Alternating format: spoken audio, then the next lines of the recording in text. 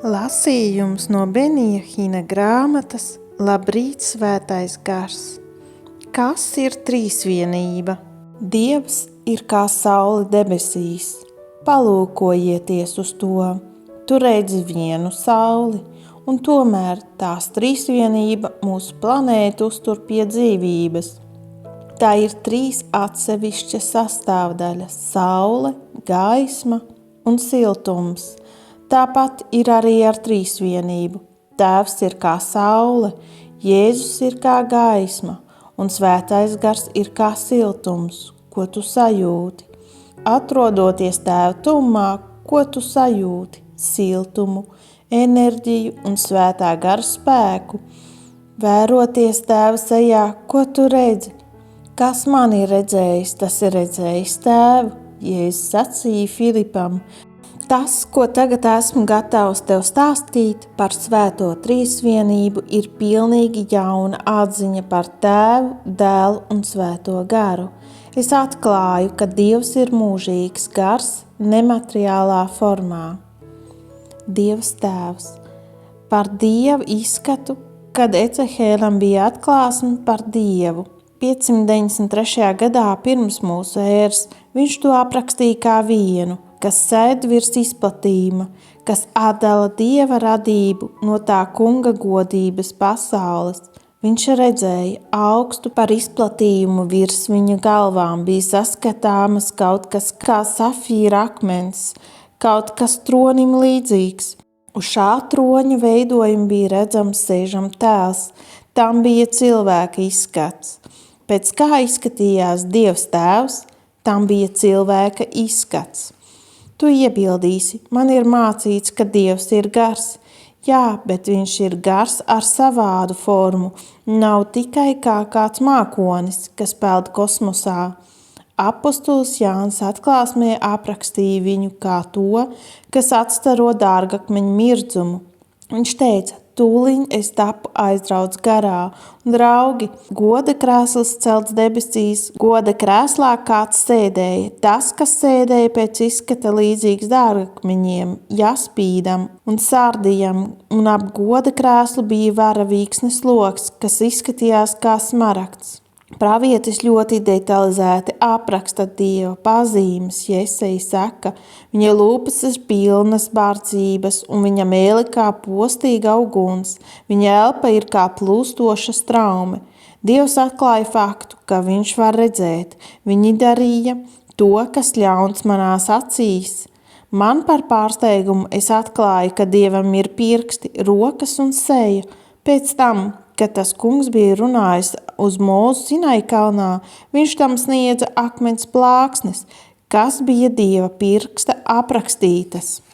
Tad tas kungs sacīja Mūzum, manu vaigu tu nedrīksti redzēt, jo cilvēks nevar mani redzēt, palikdams pie dzīvības. Viņš pat runāja ar Mūzu par savu muguru. Viņš teica, kamēr mana godība ies tev garām, es sekšu savu roku pār tevi, kamēr es būšu pagājis garām, un kad es pacelšu savu roku, tad tu mani redzēsi no muguras, bet mans vaigs paliks neredzams. Ja Dievs nav nekas vairāk nekā gars, kā tad bija iespējams, ka Ādams un Ieva dzirdēja viņa soļus? Viņi sadzirdēja Dieva tā kunga balsi, kad viņš dienas vēsumā staigāja pa dārzu. Dievam tāpat ir sirds, tad Dievam kļuva žēl, ka viņš cilvēku zemes virsū bija radījis, un viņš savā sirdī ļoti noskuma. Un tagad palūkosimies uz dēlu. Pirms kungs Jēzus nāca uz zemes, viņš ar Dievu Tēvu bija tikai vienā nemateriālā formā. Kad viņš kā bērns piedzima Betlēmē, viņam tika iedots zemišķais ķermenis, sastāvošs no miesas, asinīm un kauliem. Līdzīgi tev viņš izauga un izveidojās par vīrieti. Ja mums jautātu, kurš no viņiem, Tēvs, Dēls vai Svētais gars, ir fiziska persona, vairums cilvēku sacītu, ka Dēls. Mēs varam sevi salīdzināt ar Kristu, jo viņš pieņēma cilvēciskas būtnes veidu. Faktiski, ja tu netici, ka Kristus dzīvoja, nomira un augšām cēlās no nāves, Tev nav iespējams būt kristietim. Tas ir pamats, kas dara par iespējamu notikt tavai pestīšanai. Bībele skaidri saka, ka Jēzum kā daļai no trīsvienības ir dvēsele. Ģetzemenē pirms krustā sišanas viņš teica saviem mācekļiem: mana dvēsele ir noskumusi līdz nāvei. Mums ir dots Kristus fizisks apraksts, kas sniedz priekšstatu par viņu. Piemēram, mēs zinām, ka viņam bija bārda un gari mati. Vecās derības pravietojumā attiecībā uz Mesijas ciešanām tas kungs saka: savu muguru es pagriezu tiem, kas mani sita, un savu vaigu tiem, kas raustīja un plēsa manu bārdu. Kristus bija arī nācarietis, nāca no pilsētas, kur cilvēkiem bija paraša ēsāt garus matus. Šodien Kristus savā augšām celtajā ķermenī sēž pie Dieva Tēva labās rokas, pēc kā viņš izskatās tagad. Jānis atklāsmē redzēja viņu ieģērtu garos svārkos un apjostu ar zelta jostu ap krūtīm, bet viņa galva un mati bija kā sniegbalta vilna, viņa acis kā uguns liesmas, viņa vaigs spīdēja kā saule savā spēkā.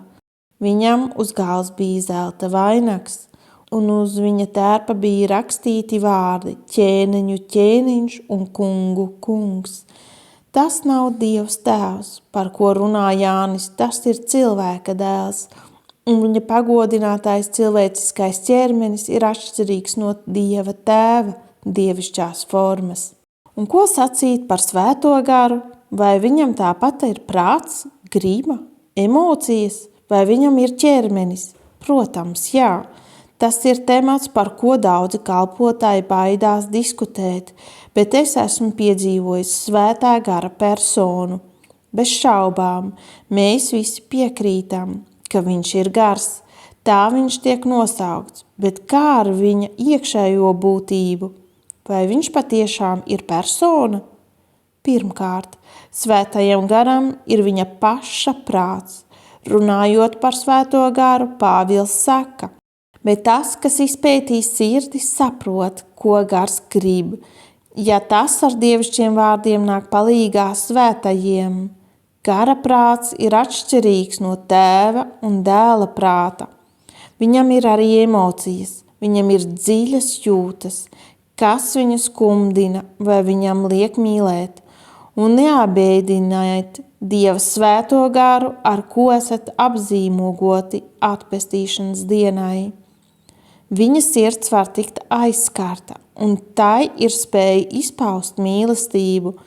Pāvils rakstot kristiešiem Romā sacīja: es jūs lūdzu, brāļi, mūsu Kunga Jēzus Kristus un gara mīlestības vārdā, nāciet man palīgā savās aizlūgšanās Dieva priekšā. Vai var iedomāties mīlestību bez emocijām? Un kā ar Svētā gara gribu? Varbūt nekad neesi iedomājies, ka Svētajam garam ir iespēja pieņemt lēmumus neatkarīgi no tēva un dēla.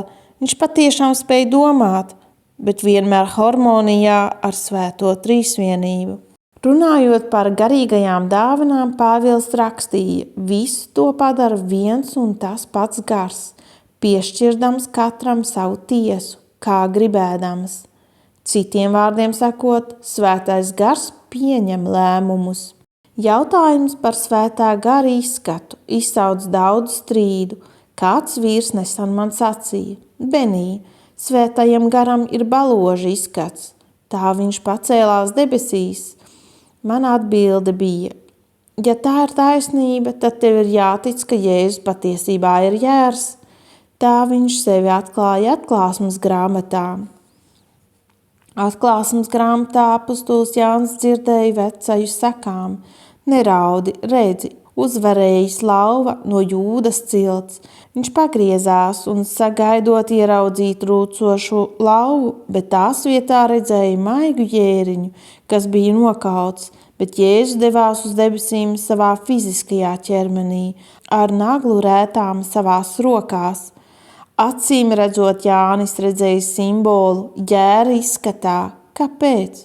Jo jērs simbolizēja Dieva jēru, Jēzu Kristu. Svētais gars bija redzams pār Jēzu, nekavējoties pēc viņa kristības. Debesis atvērās, un viņš redzēja Dieva garu kā balodi nolaižamies uz viņu nākam. Tieši tāpat kā var redzēt tēvu un dēlu, var redzēt arī svēto garu, bet viņa parādīšanās brīnišķīga baloža izskatā nebūtu nenozīmē, ka viņš lido pa debesīm jums kā balodis. Tāpat kā Jēzus staigā pa debesīm jēra izskatā. Atklāsmes grāmatā svētais gars bija redzams vēlreiz kā 7 degoši gaismekļi.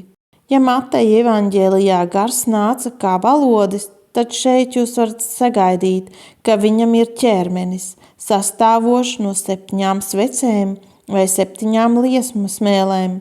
Svētais gars nav 7 gaismekļi un nav arī balodis, jērs, balodis vai gaismeklis. Tie visi ir simboli un nevis fiziski priekšmeti. Raksti tomēr man saka, ka svētais gars ir spējīgs sarunāties, lai arī viņam var nebūt ausu vai mutes.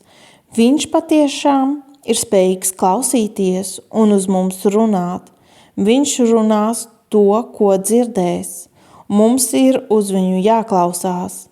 Kam ausis, tas lai dzird, ko gars saka draudzēm. Un lai gan viņam nav acis kā man vai tev, gars izmeklē visas lietas, arī Dieva dziļumus.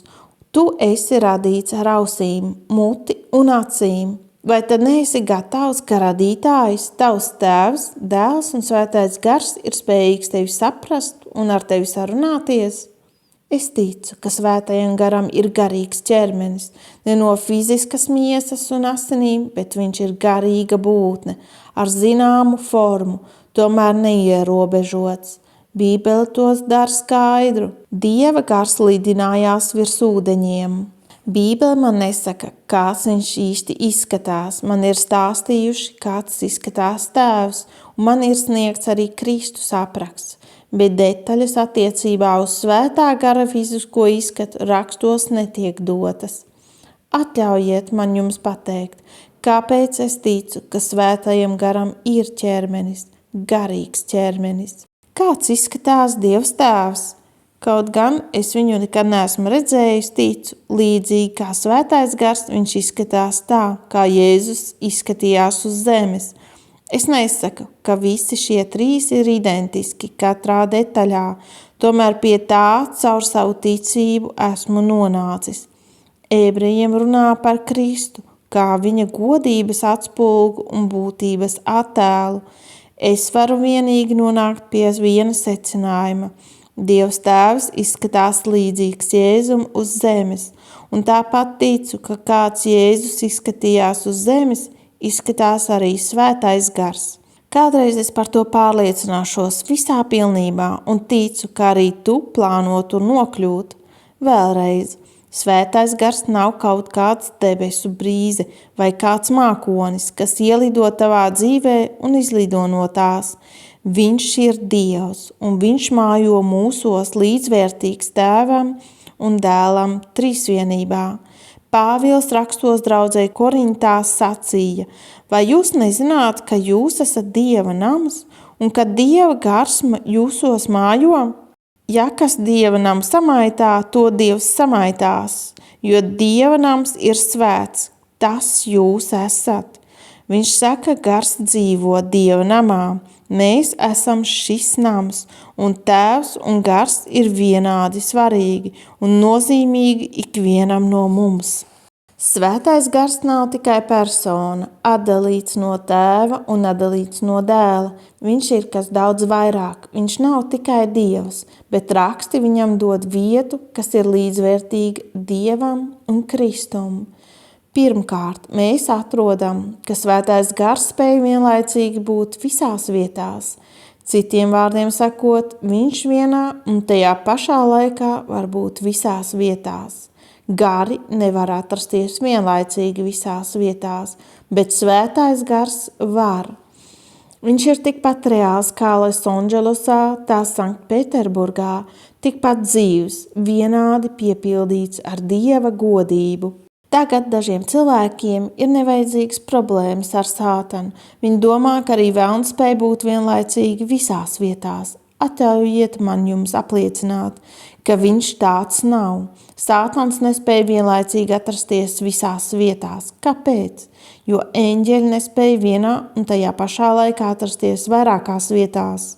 Un velns bija sākotnēji radīts kā eņģelis, kā erceņģelis. Eņģeļiem, Mikaēlam vai Gabrielam nav šādu iespēju, tādu nav arī sātanam. Svētā gara unikālā spēja vienlaicīgi atrasties dažādās vietās ir aprakstīta psalmos. Kurp es lai aizeju no tava gara, un kurp lai es bēgu no tava vaiga? Ja es kāptu debesīs, tu esi tur. Ja es nokāptu ellē, tu esi arī tur. Ja man būtu rītausmas spārni un es nolaistos jūras malā, tad arī tur mani vadītu tavs gara spēks un mani turētu tava labā roka. Viņš nav tikai spējīgs atrasties un vienlaicīgi daudzās vietās. Svētais gars ir visspēcīgs, visuvarens. Viņš nav tikai spējīgs atrasties vienlaicīgi daudzās vietās. Svētais gars ir visspēcīgs, visvarens. Eņģelis sacīja Marijai: Svēts gars nāks pār tevi, un visaugstākā spēks tevi apēnos. Visaugstākā spēks liecina par Dieva gara spēku. Tas pats visaugstākā spēks ir svētais gars. Viņš ir visspēcīgs, visu slavu sevī ietverošs, visu varošs, visu varenais Dievs. Svētais gars ir arī visu zinošs. Viņš visu zina. Es sajūsminājos, kad izlasīju vārdus, ko acs nav redzējusi un auss nav dzirdējusi, un kas neviena cilvēka sirdī nav nācis, to Dievs ir sagatavojis tiem, kas viņu mīl. Mums Dievs to ir atklājis ar savu garu, jo gars izdibina visas lietas, arī Dieva dziļumus. Jo kurš cilvēks zina, kas ir cilvēkā, kā vien cilvēka gars, kas ir viņā? Tāpat arī neviens nespēja izprast to, kas ir Dievā, kā vien Dieva gars. Padomā par to. Svētais gars faktiski meklē īstenot Dieva prātu. Viņš atrod, kāds ir Dieva prāts, un to pasniedz tev. Viņš saka: lūk, ko es atradu, kā viņš spēj izdibināt Dieva dziļumus, jo viņš ir visu zinošs. Ir kaut kas vēl, kas tev jāzina par sātanu. Viņš nevar lasīt tavu prātu. Eņģeļi nevar lasīt tavu prātu, un velns ir eņģelis. Ja viņš varētu lasīt tavu prātu, viņš būtu viszinošs gars, bet šī vieta paliek rezervēta tēvam un svētajam garam. Sātans nespēja lasīt tavu prātu. Šeit man jums jāuzdod vienu svarīgu jautājumu. Ja svētais gars ir visu zinošs, vai mums viņu būtu jāpielūdz kā Dievu, vai viņš ir pelnījis mūsu slavu un atzinību? Kad kristieši nonāk pie jautājuma par gara pielūgšanu, viņiem rodas problēma. Tas ir temats, par ko viņi nevēlas diskutēt. Un ja tu viņiem uzdotu jautājumu, kāpēc jūs nepielūdzat svēto garu, viņi nespētu sniegt izsmeļošu atbildi. Viņi tev sacīs kaut ko līdzīgu. Mums tas nav jādara. Teikšu jums godīgi, man arī bija tāda pati problēma. Kāpēc? Jo velns mani bija pievīlis, kā ir pievīlis daudzus. Domāju, kā es varu viņu pielūgt, tā man vienkārši nav mācīts. Tomēr svētais gars ir kaut kas vairāk nekā lidojošs putns debesīs, kas tev reiz ir sniedzis vasaras svētku piedzīvojumu. Ja viņš ir tajā visā, par ko mēs tikko pārunājam, līdzvērtīgs tēvam un dēlam, tad viņš ir jāpielūdz. Vai tad mēs nepielūdzam tēvu un vai nepielūdzam dēlu? Tu vari brīnīties, kā tad svēto garu pielūgt? Kā tu pielūdz Dievu, tēvu un kā tu pielūdz dēlu? Liekas, ka tur nav atšķirību. Tev viņam ir jāparāda veltījums un sava mīlestība. Bībele mums saka, ka trīsvienība, Tēvs, Dēls un Gars ir mūžīgi eksistējoši. Cik daudz vairāk Kristus asinis, kā mūžīgā gara spēkā, pats sevi ir bezvainīgi upurējis Dievam, šķīstīs mūsu sirdsapziņu no nedzīvajiem darbiem, kalpošanai dzīvajam Dievam. Kad mācāmies par eņģeļiem, mēs atrodam, ka viņu eksistence ir atkarīga no Jēzus, bet man ir labas ziņas priekš tevis. Svētais gars uz tevi var tikt attiecināts, kā es esmu, līdzīgi kā Dievs Tēvs un Dievs Dēls. Kopš manas pirmās iepazīšanās ar Svēto garu, viņa tuvums manā dzīvē ir audzis. Katra rakstu vieta, katra garīga satikšanās un katra atklāsme dara manu staigāšanu garā daudz pilnīgāku. Nesen Dieva vārda studiju laikā es sacīju sievai: zini, es sajūtu Dieva tuvumu virs manis. Lūk, kas mani tajā vakarā saistīja, kad es pētīju vārdu nozīmi attiecībā uz Svēto garu. Ko īsti nozīmē abēdināt garu? Es mācījos, ka Svētais gars nav tikai gars ar zināmu formu, viņš ir tik reāls, ka var mums pretoties. Daudzi cilvēki domā, ka Svētais gars ir kā vējš, bet viņš tāds nav, tas ir kaut kas cits. Viņu nevar ietilpināt garajā viņu aprakstošo simbolu sarakstā kā eļļa, ūdens, balodas, mākonis, gaisma un ko tam līdzīgu. Un vēlreiz, viņa izskats var būt un var nebūt līdzīgs šiem simboliem. Vējš ir neredzams acīm, bet tu nespēji tam pretoties. Vārds pretoties nozīmē nostāties pretī. Tu nevari nostāties pretī vējam, pamēģini nostāties pret vēju, tas tik un tā aizies tev garām. Tomēr tu vari nostāties pretī Svētajam garam. Tu vari viņu pat apturēt darboties. Stefans savā runā Sanhedrīnā citēja Mūzu, sakot: jūs stūrgalvji ar nešķīstām sirdīm un nedzirdīgām ausīm, jūs vienmēr pretojaties Svētajam garam, kā jūsu tēvi, tā arī jūs. Viņi bija nostājušies pret viņu, un diemžēl viņiem bija paveicies. Atceries, tu nevari nostāties pretī vējam, eļai vai pat balodim, kas vienkārši aizšalks tev garām, aizplūdīs vai aizlidos, bet tu vari pretoties personai, un tāda persona ir Svētais gars. Tad es oriģinālajā grieķu valodā sastapos ar vārdiem bēdas, abēdināt. Sakne šiem vārdiem ir lūpa.